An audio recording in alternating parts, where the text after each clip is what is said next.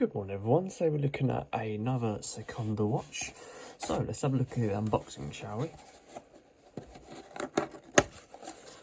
Simple sort of card outside layer, revealing a fabric pouch. Simple buttered down lid, well, lip.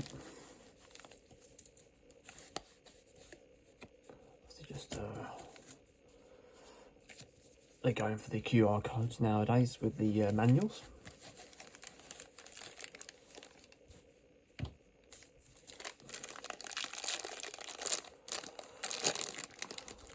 I ordered this from Amazon, so usually they like to put sort of extra packaging in and things.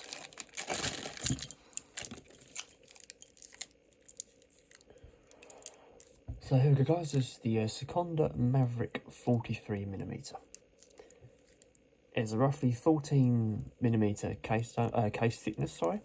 Retails at £30, weighs 173 grams according to the specs, but it feels like it's lighter than that. I'm going to say it's probably about 125 or so, and uses a quartz movement. It's likely to be a Japanese quartz movement if it's Sekonda. So let's have a look at the face. So the face, we've got this sunray black main dial going on here in the sort of the back here. Obviously there's lots of detail going on with this watch. We've got a full day date function and 24-hour readout, as you can see from these three sub dials here. We've got fully luminous hands and just fully luminous hands, and we've got a little chapter ring going around the outside of here. The that sort of chapter ring is indented at roughly for about 60 degrees, just to give us sort of extra depth to the watch and make it stand out a bit more.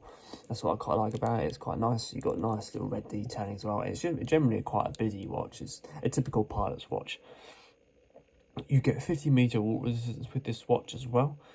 But the only one thing I don't like is the fact that it feels tinny and feels, yeah, it just makes that sound. The strap makes that sound. I hate that for watches. No matter. Come around to the casing, you've got full stainless steel casing. The bezel is fixed in place, doesn't move or anything like that. Full stainless steel casing all the way around the outside. Come around to the crown, you've got a rose gold plated stainless steel crown that's got a polished finish on it. Let's have a look at the movement of the crown, assuming I can get this out.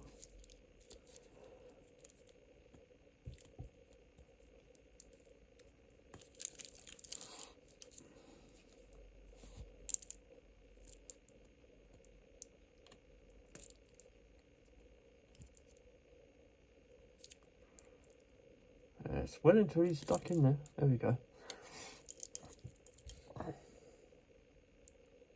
Nice strong movement to the second position of the hour hands.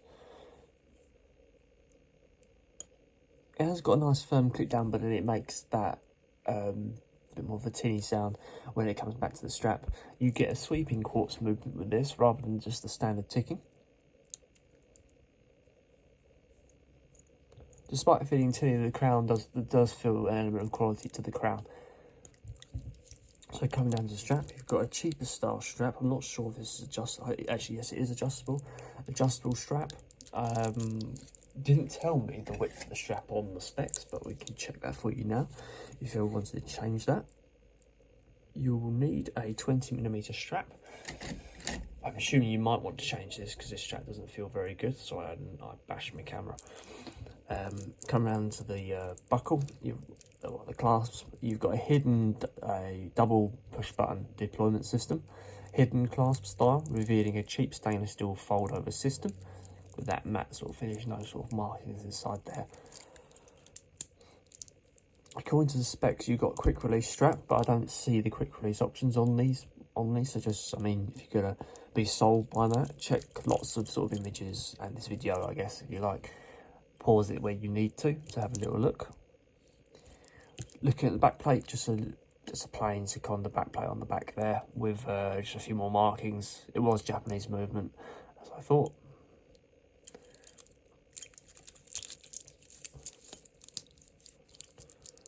So there we go guys, that is the Sekonda Maverick 43mm.